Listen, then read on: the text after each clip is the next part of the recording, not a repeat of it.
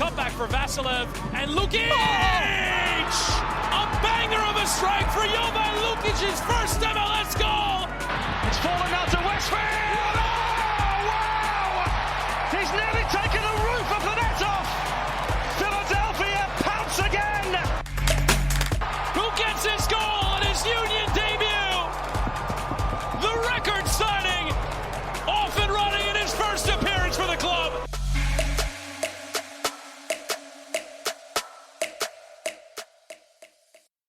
Hello and welcome to the Free Kick Podcast. My name is Todd, and your Philadelphia Union once again defeat DC United by a score of 6-0. And yeah, I think as excited as the fan base should be with the result, as promising as it was last night against DC United, the big takeaway, at least in Bradley Carnell's mind, is all the injuries that the Union faced last night with Quinn Sullivan, Jeremy Rafanello, Kai Wagner, and Indy and Vassilev. And we'll talk about those injuries. I know I saw a lot of people asking on social media this morning, injury updates. And as far as we know, there is no updates. And so we'll talk about those injuries here in a little bit. We'll go ahead and talk about Milan Iloski continuing to shine for the Union, his chemistry with Mikael Uhre. We'll talk about the adjustments Bradley Carnell had to make with his lineup once Quinn Sullivan was substituted out due to that injury. And then we'll go ahead and talk about 2 games remaining. Do the Union have what it takes to win out? Because they do. They finally do control their own destiny. If the Union win out, they will lift the 2025 MLS Supporters Shield. Did the Union have what it takes? 2 games remaining against New York City and Charlotte FC. We'll discuss that. And then I'm not sure. Do we have a blunder of the week? Maybe. We'll maybe throw something together at the end of the episode. But we do have a little bit of news to talk about. It's been 2 weeks now? Yeah, 2 weeks now since we last had a podcast. My plan was to give you guys a podcast while I was on vacation, but and maybe this should be blunder of the week. We stayed at a new beach house, my family and I, this year, which I was super excited about. I was like, okay, we're going to have better TVs in here. We'll be able to watch the Union game. Come to find out, yeah, only some of the TVs in the house I was able to put Apple TV on, and wasn't able to just stream from my phone to the TV. And I just got the update that Orlando City just scored against Cincinnati, which is a game that means a lot for the Union tonight. For Cincinnati scoring with Denke in the 74th minute, and now Orlando City just score in the dying embers of the game, 96-minute goal. Yeah, I mean that is huge for the Philadelphia Union, and I'm sure you guys, like you have done the last couple of weeks, have given me updates on games when we're recording the podcast. But yeah, I wanted to stream the game. I couldn't. Found one TV that I could stream in the house, and then I tried to upload, different files that I record from the game into a Google Drive, and it was taking way too long to record. So I was like, if it's taking this long to record a 25 megabyte file, the podcast is going to take forever to upload. I don't even know if I'll have a stable internet connection to give you guys a podcast. So I was like, you know what? We're not going to do the show. Kyle and Jelly and Almany, they did a show. I told you guys on YouTube, on Twitter. If you guys wanted your Philadelphia Union fix from New England Revolution and Columbus Crew 2, then check out Kyle and Jelly and Almany's podcast episode, which, by the way, if you guys haven't checked out this wonderful article that Kyle Almany wrote for last week's Kisses for Kyle event that the Union hosted, which was really wonderful to see. I mean, the Union do such a good job with that event with the Fearless 43 members, and they really do a really great job just making those. Sorry, it was against Toronto. I believe. No, was it Toronto? I forget who it was. It was Columbus. I don't know. Union 2 won 2 games. I think it was Toronto FC 2 that they beat 2-1, and then obviously the Union beat New England. I'm looking at it. I don't know why I said Crew 2, but anyway, Kyle Omni had a really good article for that whole Fearless 43 event. And if you guys haven't read that article, I'll go ahead and leave a link in the description. Kyle went down, I believe it was on Friday last week, where the Union put on this event, had a whole bunch of different vendors that deal with that deal with childhood cancer. And Kyle Omni had a just fantastic article, just lifting up some of these organizations that are doing such a great job with childhood cancer. So I'll leave a link in the show description for you guys to go ahead and check that out if you haven't yet. Kyle did have links in the article as well for all the different foundations and organizations that partnered with the Union, where you guys can donate if you guys want to do that as well. But yeah, they had a fantastic podcast episode last week. And again, I do apologize that we didn't have a podcast, but we do have one, and super excited to go ahead and talk about this game. Really, really looking forward to talk about just a thrilling game. Reading your comments on here. Orlando, Jillian says, thank God, Orlando. Michael says, 1-1. Cole says, see, this is what I'm talking about. You guys always come in clutch when we do a podcast, when there's seems like I wouldn't say a must-win game, but you got to keep your eyes out for that game that may or may not affect the Union. And yeah, you guys are keeping me updated like you always do. Cole says, I love Freeman. So I imagine that it was Alex Freeman. Yeah, Alex Freeman got the goal. And it's interesting, too, because yesterday when I went down to the DC United versus Philadelphia Union game with Kyle and Jillian Almany, and then Ricky Zelfro, who I see is in the comments tonight as well, we were talking about that. And I said, it is crazy that there could be a world where Alex Freeman winds up being the starting right back for the U.S. at the World Cup. And Ricky was like, well, not so fast. Don't forget about Serginho Dest. But it seems like Pochettino really rates Alex Freeman, and he's had a fantastic season this year with Orlando City. And maybe this is a good segue into the first topic, which is in the under 20s, and then we'll go ahead and talk about the MLS releasing the roster profiles. But I do have something I have to say about Frankie Westfield and the US U20s, other than him getting called up. So without further ado, let's get straight into the news.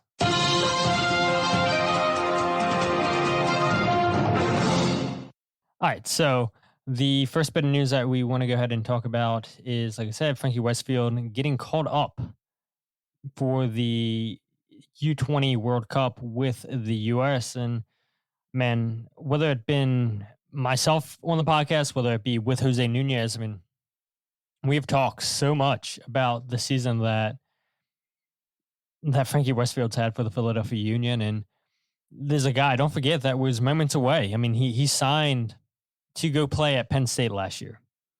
Impresses so much with Union 2, gets a Union 2 contract, then it converts into a first team deal this season with the Union. And yeah, a couple of injuries in preseason to Nathan Harriel, Olivier Bizo, and Frankie Westfield was trusted by Bradley Carnell to fill in and play as a right back. And he's looked fantastic playing as a right back for the Union this year. And he's got plenty of opportunities with the U20s getting called up. And now he's going away. He'll miss a few games away from the Union, as he'll be representing the U.S. at the U20 World Cup tomorrow. The U.S. takes on New Caledonia at 7 p.m. I believe that game's on Fox Sports 1 or Fox Sports 2, but you can watch most of those games on Fox Sports, and then Univision, I believe, also is streaming games. But yeah, it's a huge honor for Frankie Westfield, and it's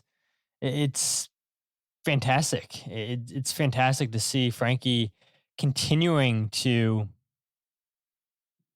just get these accolades and get these moments where he can absolutely shine and just continue to impress. And I think a lot of people in this fan base were unaware of who Frankie Westfield was a year ago, unless you were watching Union 2 religiously, because Frankie Westfield and CJ only had fantastic years for Union 2 last year, making it into the best 11, and big parts of why Union 2 made it all the way to MLS Next Pro Cup because of those two players. And so to see Frankie just look like he's been in MLS for years and years and years, it's good to see him get these accolades, to get these call-ups, to play at these big stages. And it's interesting too, because the last U20 World Cup for the US back in 2023, you had the likes of Quinn Sullivan, Jack McGlynn, and Brendan Craig all featuring in the World Cup for the US. And now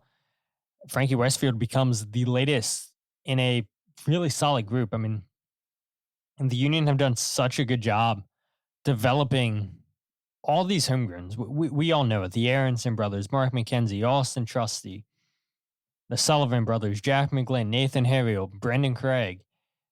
And now Frankie Westfield is joining the likes of those guys, playing for the U.S. at a big youth tournament. And I know people in this fan base hate it when the Union sell their young players, because remember a couple of years ago when the Union sold Paxton Aronson to Frankfurt, and I remember reading comments online where there was some people in the fan base pretty upset, saying, you know, what's the point? We don't get to enjoy these young players enough. We have them for a season or two, and then they're getting sold. And there's nothing wrong with that. You never hear me complaining about the Union selling young players. It's just business. It's how the world of soccer works. I say it all the time on the podcast. Anytime we bring up selling players, majority of the leagues in the world are selling leagues. And so I hope Frankie Westfield goes to this tournament and impresses, because there's going to be so many eyes on this tournament. And yeah, I mean, if the Union got an offer they couldn't refuse in the wintertime for Frankie Westfield, then they're not going to say no. Frankie's not going to say, "Oh yeah, I don't want to go to Europe," or wherever the case may be. If he impresses and there's interest for him in the wintertime, yeah, he's a Philly guy, but he's got bigger aspirations, I would imagine, than playing in MLS, playing for the Philadelphia Union, because that's a pretty awesome feat for Frankie Westfield, who a year ago probably didn't look like he would be playing in pro soccer, and winds up signing with Union 2, and now's been a stalwart for Bradley Carnell's Philadelphia Union in 2025, making 28 appearances, 21 starts, 1 goal, 3 assists in 1,986 minutes, almost 2,000 minutes. I mean, that is crazy when you think about a 19-year-old in Frankie Westfield that's played close to 2,000 minutes. He's playing meaningful minutes. He's making starts, and he looks like he belongs out there with his first team. And just really thinking about the last year and a half that he's had, I mean, it's crazy. I mean, do you even have time? Like, I would love to ask Frankie that question next time we may have the chance to talk to him. Like, have you had time yet to sit down and look at your last year and a half and see just how fast this rise was? I'm sure Frankie would tell you that he's always believed in his abilities, that yeah, he's not surprised that all this is happening. But when you really think about it, when you look it out on paper, when you lay it all out, it's pretty special, and it's all happened so fast for him. And so, yeah, super happy to see Frankie get called up, and I hope he does well. I hope more eyes around the world get to know who Frankie Westfield is, just like, you know, people in Philadelphia have now come to know who Frankie Westfield is. And one thing, and this ties back into Alex Freeman, you see that people are doing the under 20 list for the best under 22 players in MLS, and it's 22 for 22. And a lot of those lists, which I don't agree with, I did not get a vote. I don't know anybody personally that got a vote for the under 22s, but a lot of these lists have Frankie Westfield on it, which is great. But they have Kevin Sullivan higher than Frankie Westfield, and I don't know how that makes sense to me, right? if you're looking at potential, sure, but if I was voting on that list, I don't think I would put potential over what a player is doing. And so a lot of these people's lists have Kevin Sullivan higher than Frankie Westfield. And I'm like, how? How, when Frankie's played so many more minutes than Kevin Sullivan, he's contributing to this team. And so it doesn't make sense to me, right? And I'm sure maybe some of you guys in the chat would agree with that too when you look at some of these journalists' lists when they're releasing them. And once the official list comes out by MLS, I'm sure Kevin Sullivan's going to be higher than Frankie Westfield on that list. But if you watch the Union this year, you know that that's just simply not true. Kevin Sullivan higher than Frankie Westfield? Absolutely not. So, yeah, would love to hear your guys' thoughts on that, on some of these journalists' lists having Kevin Sullivan higher than Frankie Westfield in their 22 under 22 list, because in my opinion, it's not, that shouldn't be the case at all.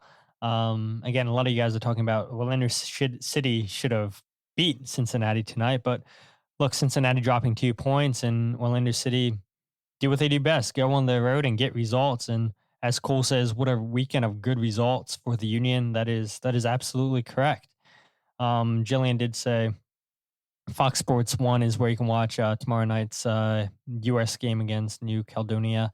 And yeah, Eddie Davis, you're right, Cole. He's also been called up as a training player. And yeah, that's great for Eddie. Made his debut this season with the first team with the Union. We know that he's continuing to get minutes with Union too. And yeah, I think that the Union do so good at developing players, and to see 2 players get caught up, and yeah, Eddie's not there as a official player. He's a training player, but still, that's a huge honor, right? To again, I mean, Eddie Davis has had a crazy, I feel like, last year and a half as well, signing a homegrown deal this wintertime with the Union, and had a fantastic season last year as a non-contract player. Did not have a contract with Union 2. Impresses enough. Gets a homegrown contract this year with the Union, and yeah, now to see him get called up as a training player with the U20 squad, it's a big honor for him as well. Did I read Matt Doyer's article on the list? Yeah, I did read Matt Doyer's article. I saw a lot of people too putting Aloeti Makanya high up on the list, which they should. Makanya's had a fantastic year for the Union, and who would have seen that coming? And I don't think there's anybody in the fan base that would have seen Makanya having the season that he's had this year for the first team. But yeah, credit to Makanya for a fantastic season. I mean, I think on most lists, I think once MLS releases those official lists, Makanya should be a top 5 player, just because, look, I'll be honest. I think if Glavinovic doesn't get hurt, I think he probably winds up being the center back partnering Jacob Glesnes majority of the season. But he tears his meniscus, and in comes Makanya. And Makanya, for the most part, this season's looked really, really good. And credit to him. I mean, it's just the way this team is. When players go down, players step up. And so Frankie Westfield, Makanya, and the list can go on and on and on. And so, yeah, this team, I mean, that's what you need. For teams that are going to win trophies, you need to have that next man up mentality. I know that, and we're talking about the Quinn Sullivan situation.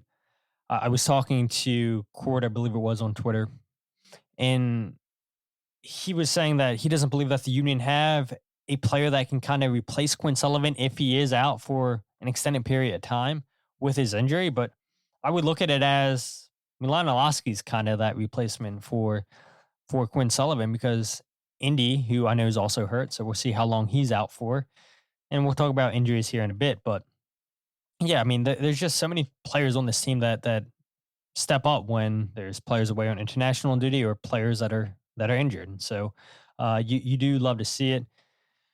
John says Kevin Sullivan markets well, whereas Frankie plays well. So yeah, but I don't think that those lists should be marketing ploys. It should be how you play. Because if it's marketing, then Kevin Sullivan should be in the top 3 because MLS loves putting him in articles. Everybody, I mean, I would argue you probably see more Kevin Sullivan jerseys in Subaru Park than you do any other jerseys, which is fine and everything. You're right.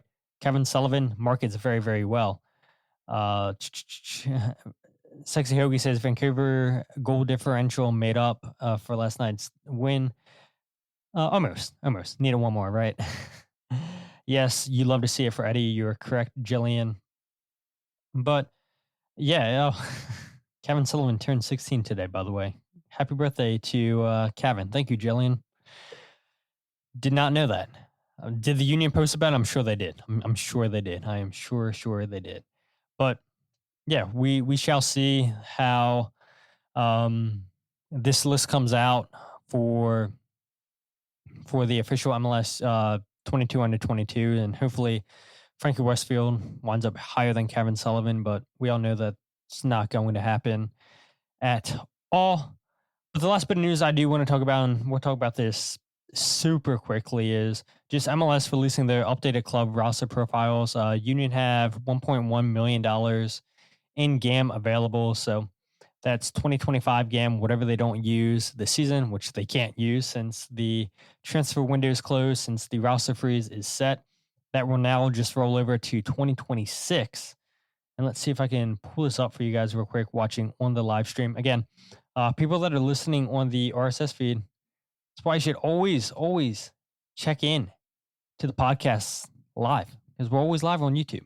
Always live on YouTube. I try to share videos. I try to share pictures, because I want people to come and chat with the lovely people that we have that join week in and week out. And I can't thank you guys enough for that either, because take time out of your day, your evenings, where you could be doing any other things, and you're sitting there listening to the podcast, you're commenting, and it means a lot to me. It really does. You guys, I say it all the time, but you guys really do make the show go so much better. So hopefully you guys can see this. If I need to zoom in, let me know. I'll zoom in more. But yeah, as you can see, it's nothing that we didn't already know really from May when MLS released the roster profiles. The only thing that is new on this list that we didn't know before is Milan Iloski. He comes in as a TAM player, which obviously he joins in the summertime, so there's no reason why he would have been on this list back in May. And so once the MLSPA releases the player salary for the fall of 2025, we'll see how much money Milan's making. When he was with San Diego, he was not a TAM player. He was on the supplemental roster.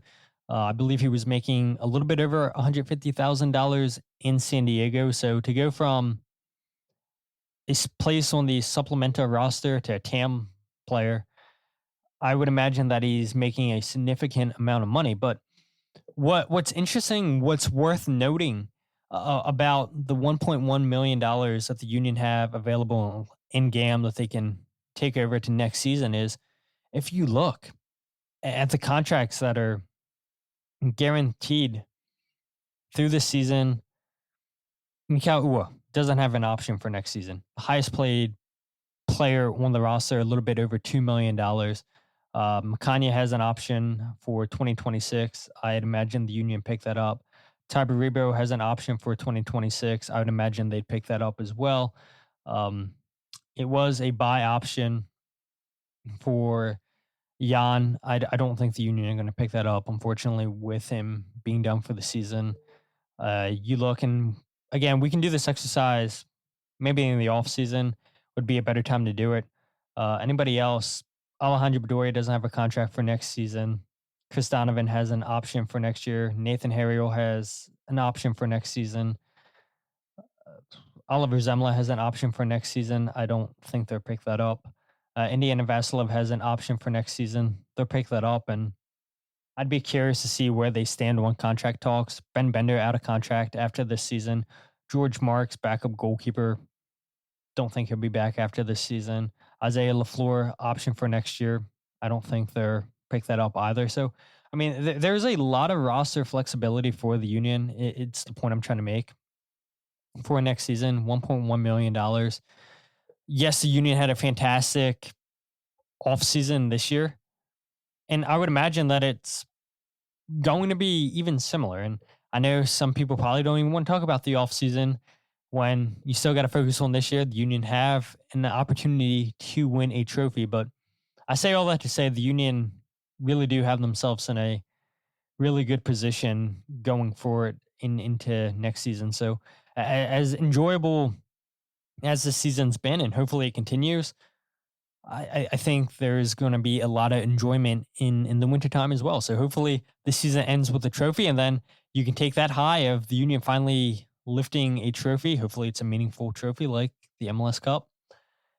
And then the Union go out and have a big off season. Yeah, I mean, this fan base would be riding on cloud nine. So yeah, hopefully the Union can take care of business with 2 games remaining and win the Supporter Shield and see what happens come playoff time. But let's go ahead and talk about that DC United versus Philadelphia Union match. As we know, the Union defeat DC United yet again by a score of 6-0. And the Union have completed history once more. And yeah, it's always interesting when you see the MLS communications department just tweeting out and letting people know, hey, the Union broke this record. Here's another record the Union had. Well, last night, the Union became the first team in MLS history to score at least 5 goals on the road against a single opponent in 3 different regular season occasions. Back in 2019, the Union did it. Back in 2022, and now in 2025. The Philadelphia Union absolutely own DC United. And as enjoyable as that game is, credit to Bradley Carnell. He said, we know what it's like to be on the opposite end of that, because the Union are only a couple weeks removed from the game against Vancouver Whitecaps. And so Bradley Carnell came out and said, we're not going to overinflate or overevaluate the game against DC United. Yes, it's good to see the team go out and score 6 goals, to score transition goals. But let's not read into this too much. And that's kind of my thinking too. And I would be curious to hear what you guys think, because we were talking in the press box yesterday how the Union need to come out and have a statement game. Last night was a statement game. It was a statement win, putting up 6 goals. But DC United, and I would argue that this DC United team is worse than the DC United teams that we saw back in 2022 when the Union defeated them 6-0 and 7-0. This is a really, really, really bad DC United team. And you look at the stats, you guys have watched the games. Again, the Union struggled last week to create many chances against New England. The Union struggled to create chances against Vancouver when they lost 7-0. They didn't create a ton of chances against Nashville when they lost in the Open Cup. They create chances last night. 7 shots on target, 6 of them wind up in the back of the net. But can the Union do it against a New York City? Can they do it against a Charlotte? We'll see. I would feel a lot more confident, I think, in this team, which maybe sounds a little bit crazy that I'm not as confident as some people may be in this fan base, maybe in the organization. But there's been too many times this season where the Union, yeah, they look great at creating chances, but now if Quinn Sullivan's out for any extended period of time, that's definitely going to take a hit on your chance creation. And so, yeah, I'll feel more confident if it's not against a team like a DC United. If the Union come out and create chance after chance against New York City, if they create chance out of chance against Charlotte, then I'll feel confident for this team going into the playoffs. Credit to the Union. Prior to last week's game against New England, they were on that 2-game losing streak. And now they've started a new 2-game winning streak with wins last week against New England and now DC United. We talked about how you have to go and take care of business. It has to be a must-win game last week at home against New England. They scrape out a win. It needed to be a must-win game against DC United. they scrap out a huge win. Would you? I would say that it's a must-win game against New York City. You have to beat New York City if you want to win the Supporters Shield. You've got to win your remaining 2 games. Like that's no secret. But I do think, yeah, I guess, right? I guess the last 2 games of the season are must-win. If you want to win the Supporters Shield, you've got to go out there and win those games. So I do feel bad saying, yeah, this is a must-win game. This is a must-win game. But the truth of the matter is, if you want to lift that trophy, if you want to have home field advantage throughout the playoffs, then it's got to be must-win games. And so, we'll see. We'll see what happens next week against New York City, who are a stronger opponent than DC United was last night. And we'll see, can the Union create chances against meaningful opposition, teams that are in playoff spots? The Union, they earned their 8th road win of the season last night, passing the record of 7, which was set in 2022. They also earned their 19th win of the season, ties their most in club history, which was also set in 2022. And yeah, we all know how special 2022 was for this team. I've talked about it here on the show where, yeah, there's similarities. I asked Mikael Uhre last night. He's one of a few players that are still on this team that experienced what 2022 was. And I asked him, can you see similarities from that team to this team? And he said, kind of. He said the difference was back in 2022, the Union just went on this crazy run in the summertime where they destroyed Houston, they destroyed Colorado, they destroyed DC United. They're winning by 5+ goals in these games. And Mikael says, that really hasn't happened this season. We're having to grind out wins. Not that they didn't have to back in 2022, but they had this crazy goal differential. And that's not really so much the case this year. You see time and time again, they're grinding out games. They had to grind out a result where Mikael Uhre scores late, 84th minute, away in Montreal, a difficult place to go in and win. So there are similarities with this team. But you're seeing them grind out results that this team wasn't grinding out last year. They weren't. They simply were not grinding out results last year. And you get a point here or there, and I know, again, Andre Blake makes a huge difference. Probably make the playoffs. But look, this team buys into what Bradley Carnell is preaching. They buy in to each other. And the players that are on this roster from 2022, I'm sure they probably want to make amends for what happened against LAFC. But like Mikael says, it's not totally similar, the roster this year compared to 2022. Yes, you're seeing them continuing going on the road, get results, which is huge in MLS. You got to do that. You see them tying the most wins in team history. It's fantastic. They have a chance to break that with 2 games remaining. They have a chance to get 9 road wins on the road when they end the season down in Charlotte.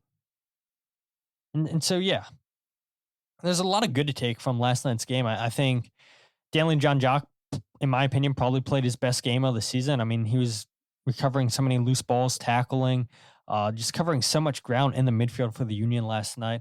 I thought Nathan Harriel was excellent as the right back. I thought Jacob Glesnes and Macania, there was times where, they had a backpedal and put in last-minute tackles to block shots. Union get a little bit fortunate that Peter Stroud hits the post and crossbar in the first half. And DC United had chances in this game, but, a team that's probably going to look pretty different next year compared to a team that's playing for trophies this year. I mean, you just see the quality difference, and it was pretty evident. I mean, Christian Benteke, he's a decent player.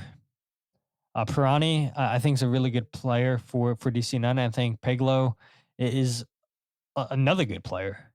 Peter Stroud, or Jarrett Stroud, is also a decent player.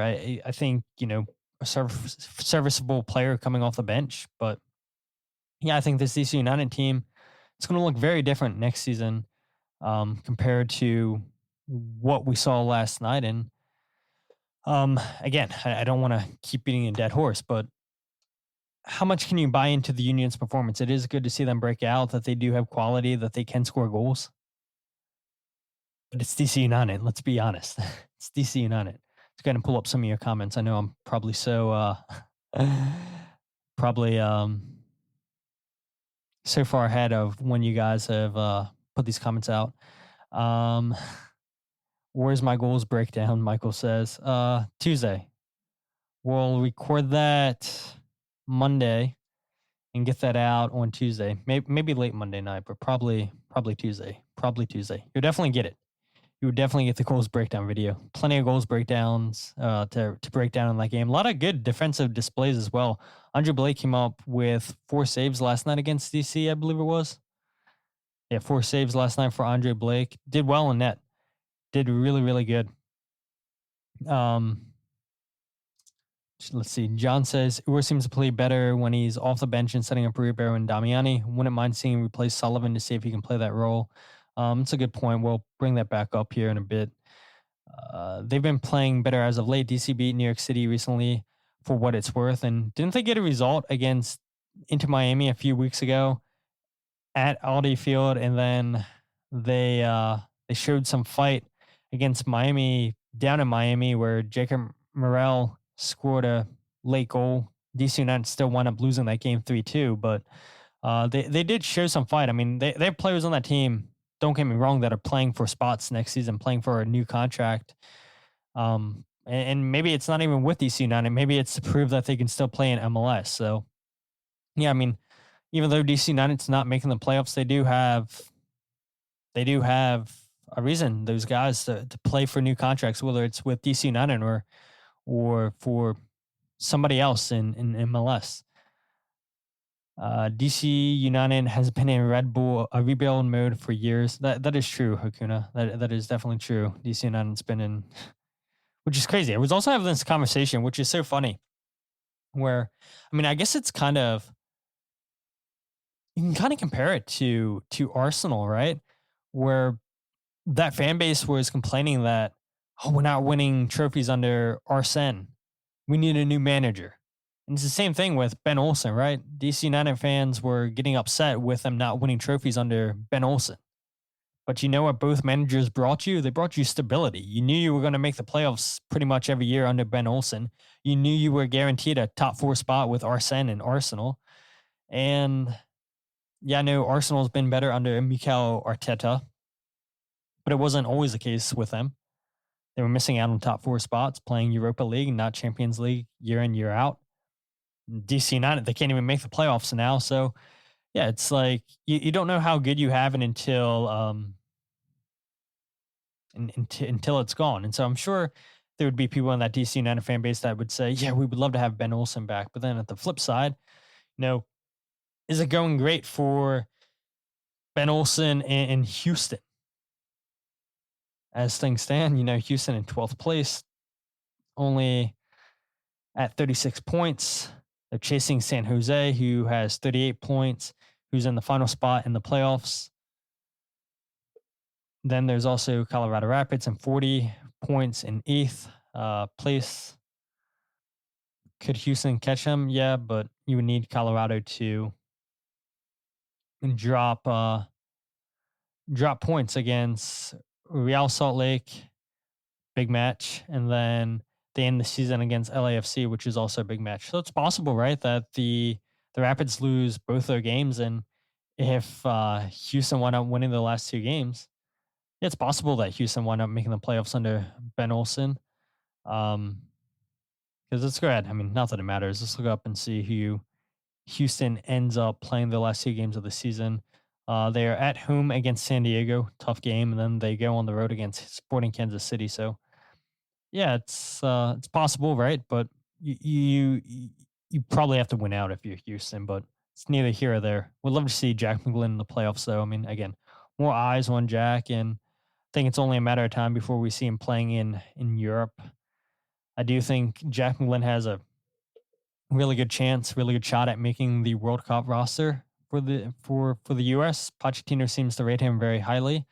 We all know that Houston rates him highly, and he's having a really good season with Houston. So we'd love to see him make the playoffs with Houston, more eyes get on him, and then he eventually makes his move to Europe.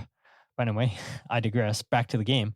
I guess, I mean, again, I don't have too much to say about the overall performance of this game. And if you guys want me to bring up something and talk about it, we will. But I guess we should probably transition to the injuries to Quinn Sullivan, Kai Wagner, Indy Vassilev, and Jeremy Rafanello.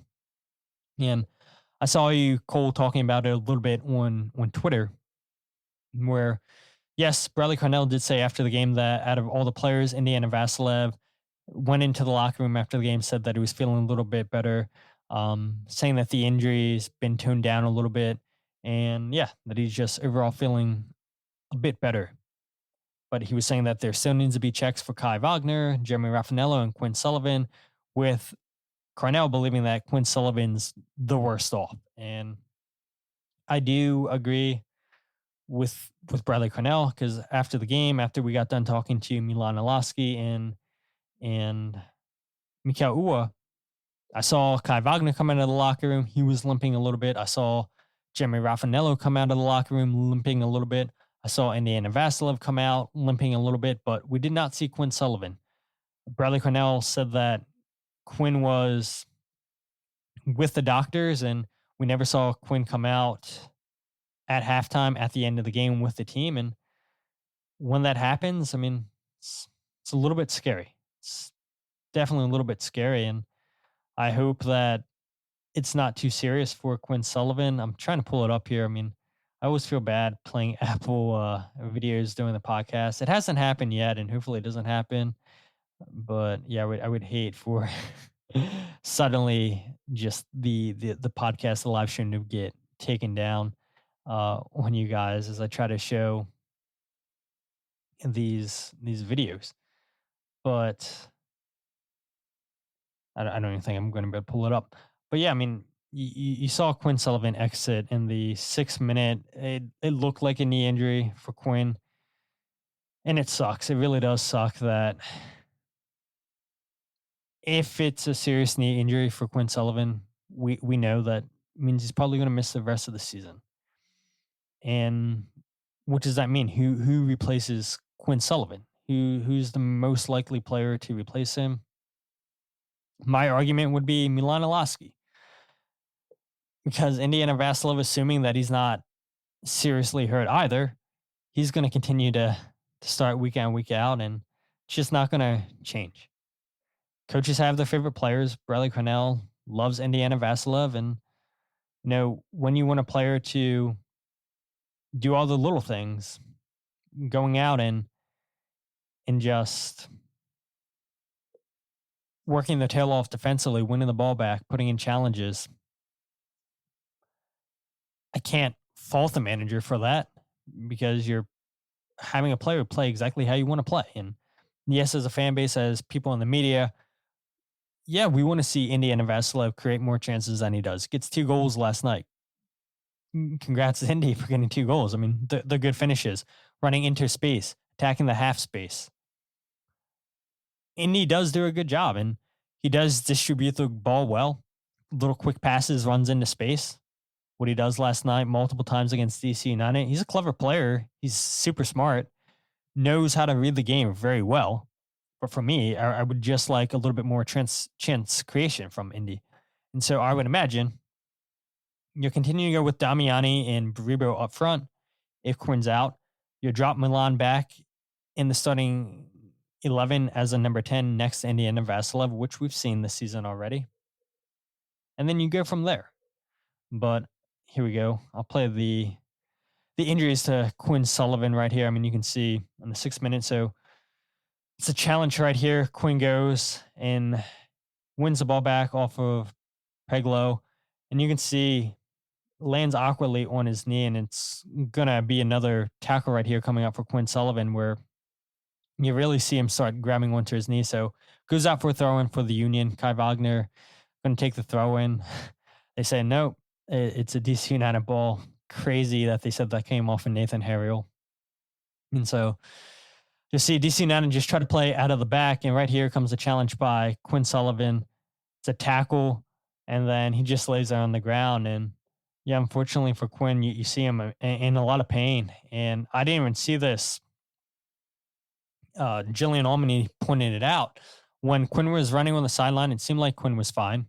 And then Quinn was about to come in, and then he just collapses on the side of the field and can't put any pressure whatsoever on his knee. He's being just very, very careful not to put any pressure whatsoever on that knee. He's being helped by two people on the sideline. He's hobbling on one leg, and that's the rest of Quinn Sullivan we saw on the night. So hopefully we get an update sometime this week from Bradley Carnell at his press conference. And Jeremy Rafanello, again, it looked like a knee injury. Kai Wagner also looked like a knee injury. I'll go ahead and see if I can play that one for you guys as well. And then Indy and Vassilev, wasn't that a knee injury? I didn't see Indy get hurt. Maybe one of you guys recall when that happened in the game. I do not recall when that happened. If I did, I would go ahead and show it here for you guys. But yeah, a lot of injuries for the Union last night that was all knee injuries. And so you see Kai Wagner go up for a 50-50 ball against Eno. And then, yeah, he lands awkwardly on his knee and gets the ball back. And you can see he's just in a lot of discomfort in that knee. Just like Jeremy Rafanello, who came in as a second half sub, had to be subbed out.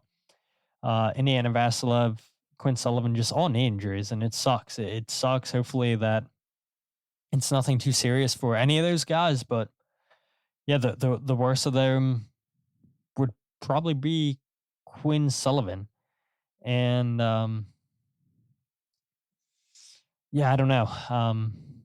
Again, just Carnell saying that he was with the doctor. There was no update on any player. I can only speak for what I saw. I saw Kai, Indy, and Jeremy after the game. Did not see Quinn Sullivan. So yeah, hopefully Quinn's fine. But let's go ahead and say hypothetically, what if Indiana Vassilev, Jeremy Rafanello can't go next weekend against New York City? Then what does your depth look like? I would imagine Ben Bender, even if Indiana Vassilev and Jeremy Rafanello, if those guys can go, I would imagine we start seeing Bender back into the match day squad. We see him finally make an appearance last night, comes on in the second half for the Union to help close out the game. Kevin Sullivan, I would imagine, comes into the fold more. What about Alejandro Bedoya? Can he play as one of the 10s? What about CJ Only? That would be crazy, right? Goes away to Lexington. Now back into the starting 11 with Union 2. Could he be next in line? Marcus Anderson's a shout, just like Jillian said. Good shout there. Cole, you said the same thing as well. I mean, the Union do have depth. Is it a drop-off from a Quinn Sullivan and an Indiana Vassilev and Jeremy Rafanello if those guys can't go next weekend against New York City? Probably. We're just being honest. There's a drop-off, but you've seen those guys do a job this season. Marcus Anderson scores a goal against Charlotte, a huge goal against Charlotte. You see Ben Bender play meaningful minutes during the summertime while Quinn Sullivan's away during the Gold Cup. Yeah, they may not be like-for-like replacements, but they can do a job. And that's what you're asking right now. You're asking for players to do a job, to go out there and help you get results. And so the Union's depth definitely going to be tested if Quinn Sullivan, Indiana Vassilev can't go next weekend against New York City. The bigger question I would say would be Kai Wagner. If Kai can't go, I would imagine you move Nathan Harriel to left back, and then Olivier Bizot comes into the starting 11 at right back. But then you start to really miss Frankie Westfield. And as much as you don't want it to happen with the U.S. at the U20 World Cup, Kai's out for any extended period of time, you may be saying, hopefully the U.S. don't get out of the group stage because they're going to need Frankie Westfield back. But yeah, we'll definitely see the Union's depth be tested if any of those guys can't go next week or the following week. And yeah, hopefully good news from Bradley Carnell. But the Union did have to make a little bit of tactical adjustments with Quinn Sullivan coming out. You bring in Mikael Uhre.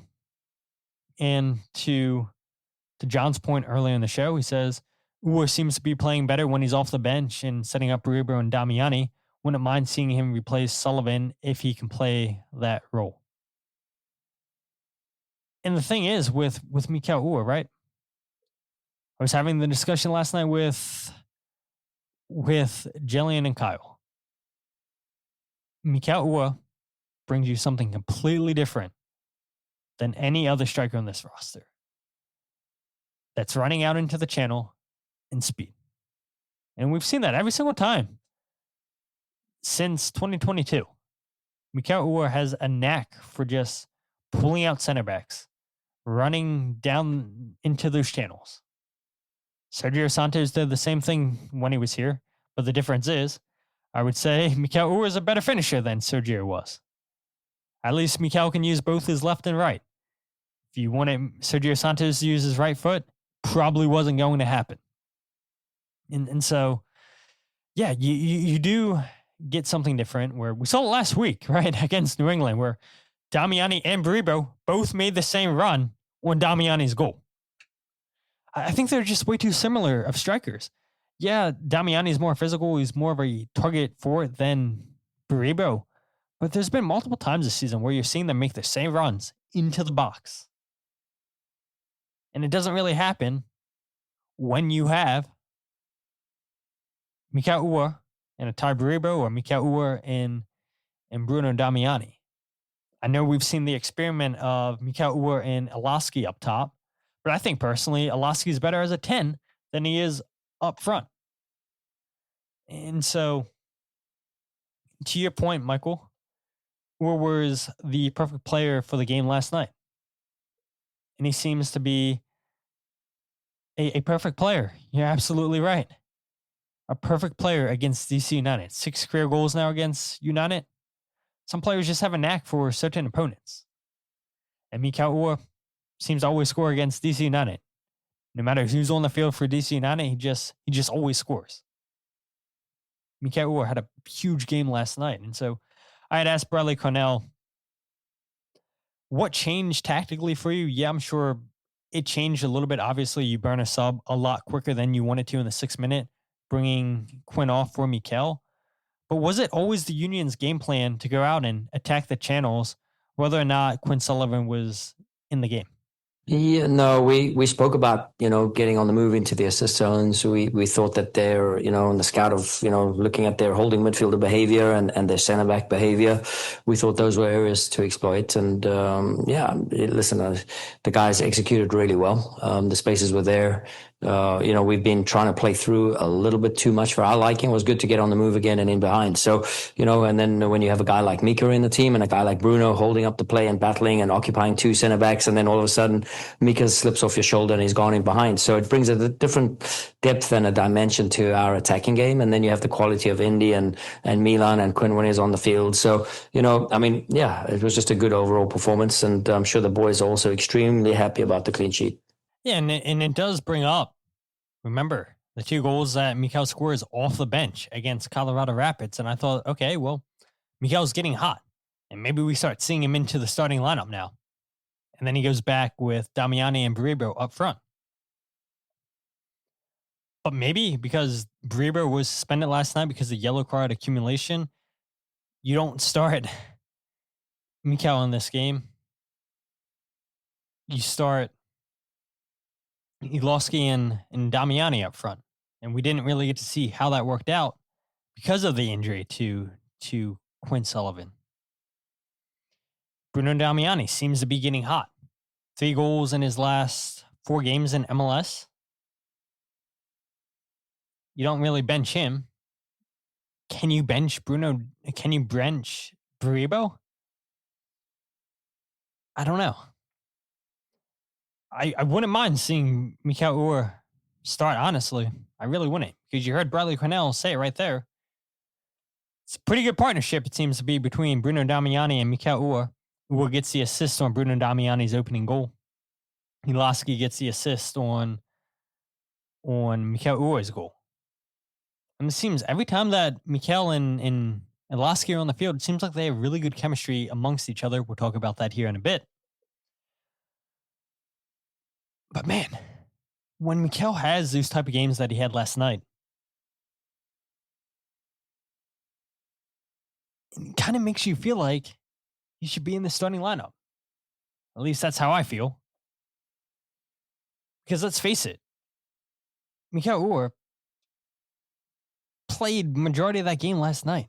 Yeah, he came in as a sub, but it was in the 6th minute. And he made such a huge difference for the Union last night. Plays 77 minutes for the Union. Milan Iloski had a big game for the Union last night. Those two guys, I would say, were probably the stars on the night for the Union. Made a lot of difference. But then, knowing the career numbers that Mikael Uhre has against DC United, maybe that should bring up the question. Why wasn't Mikael in the starting 11 from the get-go? It's a fair question. Wasn't asked. But I think when you look at the injury to Quinn Sullivan and, Bradley really doesn't want to talk too much about the game because of the injuries to his players, understandable. You don't get that question in. Michael says the game could have ended very differently if Uhre didn't get in early like he did last night. Sexy Hoagie says Damiani was always hot. Michael also says, I feel like it will always be Damiani, but he should experiment more with Uhre and Baribo pairing. He played so well off of Iloski too. And I think earlier in the season we saw, or at least if my memory is correct, it might not be. I feel like Mikael and Baribo were having pretty good chemistry earlier on in the season. And maybe you go back to that. I don't know. I mean, this is what you want to see though. With 2 games remaining, you want to see players getting hot at the right moment and carry that in to the playoffs. And so, hopefully Mikael stays hot. Hopefully Bruno Damiani keeps scoring. Hopefully Baribo, I would imagine he goes back into the starting 11 against New York City. Hopefully he can get a goal or two. And yeah, that's what you want. You want your forwards putting in the ball in the back of the net. You want to see them making hard runs, setting up other players. And that's what those 3 guys have been doing as of late. Then it takes me to Milan Iloski. We've had this discussion too on the show. Is Iloski better as a number 9? Is he a better number 10? I think he's a better number 10.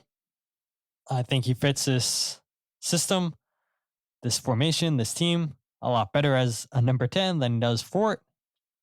In 9 appearances, 6 starts for the Union, 3 goals, 4 assists, and 572 minutes. 2 games this season, he started with Mikael Uhre. Had the assist last night to Mikael. Plays the ball into Mikael Uhre for the opening goal for Bruno Damiani. And it's just like Milan just always knows where to find Mikael, and Mikael always knows where to find Milan.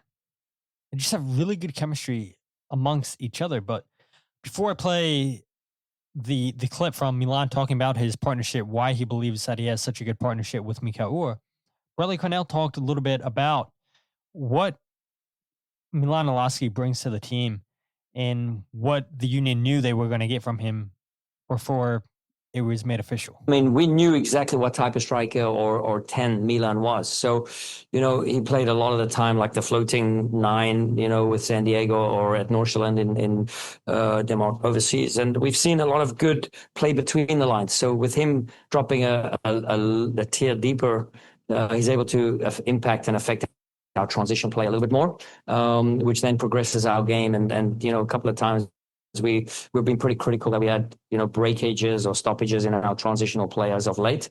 And Mika's come in Milan has just come in and filled that gap quite spectacularly. So, he had a good goal contribution at San Diego. I think he's just hit the ground running in a system like ours, which he really enjoys. Yeah, and so that's why I say that, again, if Quinn Sullivan's out for an extended period of time, Milan Iloski's the ideal replacement for Quinn as the other starting number 10 in the system. But there is no denying that Milan has fit in extremely well with his team.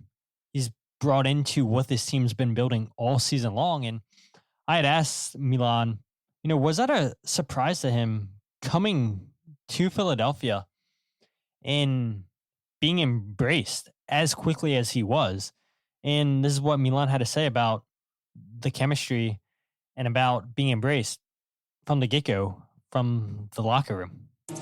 Yeah, yes and no. I mean, I think I think the team's where they're at for a reason. So I wasn't expecting a real hostile, strange environment because everyone in the league knows how great the team works together. So I assumed that coming in, and I try to embrace the team values and the culture, and just add to it as much as I can, and really not take away from it. So I did expect it to be a little bit strange coming in and being an attacking player at this point in the season, but at the end of the day, the team, I think, saw that I can add another layer to the group, and they really embraced me from the beginning.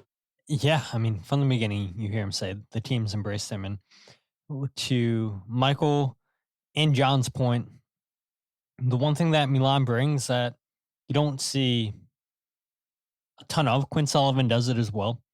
Both players shoot outside the 18-yard box, which then, as you mentioned, John, it brings out the center backs. It opens up space for the strikers. It opened up space last night for Indy and Vassilev, right? Has that long distance strike. Nobody in the midfield for DC tracks Indy and Vassilev. It's a good save by DC's goalkeeper. Parries it in front of him. Unfortunately for him, his defenders, his midfielders leave him out for dry. Nobody follows up the ball. Nobody tracks Indy and Vassilev. Now Indy's in 1v1, and then he just slots it home to make it 3-0. But Iloski's fit in so well. And that's a credit to the union, to the scouting department, to Ernst Tenner and the rest of the front office, going out and buying players that are quality players. Don't get me wrong. That matters. But I would argue what matters just as much is bringing in good characters, players that aren't going to disrupt the locker room, people that are going to fit in flawlessly. And that's exactly what Milan Iloski's done. And he really seems to be being embraced by that whole team since his first game with the Union, I would say. And I mentioned the numbers: 3 goals, 4 assists in 9 appearances across all competitions so far with the Union. Yes, we all saw what he did in San Diego. It's just so shocking that they were just never able to get a deal done, make the deal permanent for him. And San Diego's loss was the Union's game. And so I'm loving what I'm seeing from Milan Iloski with those shots outside the box, attacking the space, setting up his teammates. And then that brings up the final clip I'll play for tonight is his chemistry with Mikael Uhre. They've had 9 games together, and it seems like they've been playing with each other for years. It seems like they have a really good understanding of the runs each other are going to make, where they're always going to be on the field. And so Milan talked a little bit about his chemistry, why it's hit the ground running so quickly with Mikael. Yeah, I don't know. Maybe it's my Danish, I'm half Danish, maybe. No, I'm just kidding. They used to call me half Dane. But no, I don't know. I mean, he's a great player, really smart player. So it's easy for me to play with someone like that. I feel like I've really built good connections with everyone in the attacking group. So it's just another great piece we have. And for me, it's fun to play with a striker like that and someone that I think's very similar to. So we have a really good connection. Honestly, I do think my coming from Denmark and knowing quite a bit about Denmark, living there for the last couple of years, definitely plays a part in it. So I'm happy to be on the same team as him, and it's really fun to play with. Yeah, I mean, overall, you guys can hear these 2 clips. Milan speaks. I mean, he's a great interview, gives you a lot. And yeah, I mean, he probably is right that he can relate to Mikael Uhre.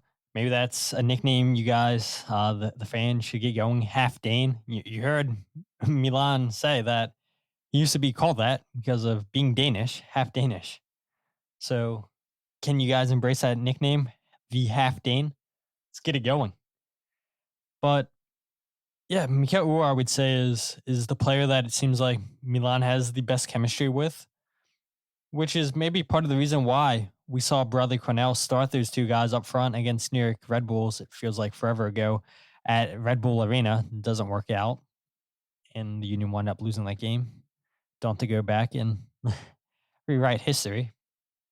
But yeah, it's the passing and it's the movement and just always knowing where each other's going to be on the field. And yeah, Mikael said after the game something similar that, yeah, he does believe that because they can relate a little bit about both playing in the Danish league, knowing what it takes to play in that league, and both being similar players, Mikael believes that they have just that natural understanding of each other. And yeah, it shows. And again, hopefully as the Union progress, head towards playoffs, 2 games remaining in the regular season, hopefully they can start finding these partnerships, these little areas on the field where they can take advantage. And we all know that you're not going to get a ton of chances like you had last night against DC United come playoff time. I would argue you're not going to have a ton of chances against New York City. You won't have a ton of chances against Charlotte, even though Charlotte lost last night 4-1 to Montreal in Charlotte. Insane. Did not think Montreal would go down in Charlotte and defeat them. But it happened. Maybe it can happen with the Union. Have never won down in Charlotte in 3 appearances. But again, you continue to get these guys hot. You hope it continues to come playoff time. And when moments when you need those hard runs from Mikael Uhre, when you need Milan Iloski on the ball, breaking down the defense, him quickly passing, running into the half space, running into spaces, same thing that Indiana Vassilev offers. You hope that the Union can pull off those combinations and wind up with some chances in the back of the net. Chicago at home would love for them to tie at least. Miami playing at home, I meant. Okay, I got it. Yeah. The Little Mermaid is half human and she is also Danish. Is half human, half fish, and she is also Danish. Sexy Hoagie just dropping the knowledge. I see why you talked about that comment, Michael, because Jason says if Miami drops points against Chicago Tuesday, Union win against New York City clinches the East and the Shield as no one can match the Union's 20 wins. Yeah, there's a whole bunch of scenarios where the Union can theoretically lift the Supporter Shield on Saturday, but I don't know, that Charlotte game may become meaningful. I think it will come down to the last game of the season because that's what MLS wants, decision day. And so that's a game I'll be curious to see, or you guys listening to the podcast, whether it be live or people that are listening on the RSS feed. Are you guys going to travel down to Charlotte for that game if it comes down to, if the Union win that, they lift the Supporter Shield? Would you guys travel down there to go ahead and watch that? I'm currently trying to find arrangements to get down there because I do think that game is going to matter a ton. Yeah, the Union could theoretically lift the trophy one Saturday and then Sunday's game, 2 Saturdays from next, that game wouldn't matter in Charlotte. But yeah, I do think it's going to come down to Charlotte. I really do. I really, really do think it's coming down to Charlotte. But we'll see what happens. And I think a lot of people should take advantage of going down to Charlotte if that's what it takes to see the Union lift another trophy in person, because you guys got to see the Union lift the Supporter Shield in the Eastern Conference Final Trophy, which I don't think people really count that as a trophy, but they did have a trophy celebration and they did party. And Jose Martinez, I'll never forget that, comes into the press conference room and tells Jim Curtin to hurry up, come celebrate with them. And he had his goggles on, he had champagne. Oh man, the memories from Jose Martinez. So yeah, if you guys do have the opportunity to go down to Charlotte and that game does mean something, you should absolutely go ahead and go and see the Union potentially lift another trophy in person. But again, you win in what Miami does, what Cincinnati does or doesn't do, what Vancouver does or doesn't do, it doesn't matter. It really doesn't matter. You win your last 2 games, you win the Supporter Shield, you have home field advantage throughout the playoffs. Miami, 56 points. They play Chicago, as you guys mentioned, on Tuesday. Then they have New England on Saturday. Then the following week, they are at home against Atlanta. And then they end the season in Nashville on October 18th. Cincinnati just drew tonight against Orlando City. And then they go away to New York Red Bulls next weekend. And then they end the season at home against Montreal. Vancouver, 57 points. They are playing at home against San Jose, away at Orlando. And then they end the season against Dallas. So again, there's a whole bunch of scenarios we can look at next Sunday if we need to. But it doesn't matter, right? You win your last 2 games. You win the Supporters Shield. Now you have home field advantage. Now you guys don't have to worry about making your travel arrangements out west or anywhere along the East Coast. You guys can just enjoy being at Subaru Park, unless it's that best of 3 game where the Union, I would imagine, go on the road in the second game of that matchup. But yeah, that would be nice, right? For the Union to host MLS Cup. And what could have happened in 2022 if the Union would have hosted MLS Cup against LAFC? I think my hope is, and I wasn't at the stadium last Saturday because I was on vacation. How was the atmosphere? How was the atmosphere? I mean, it seemed like it was pretty loud.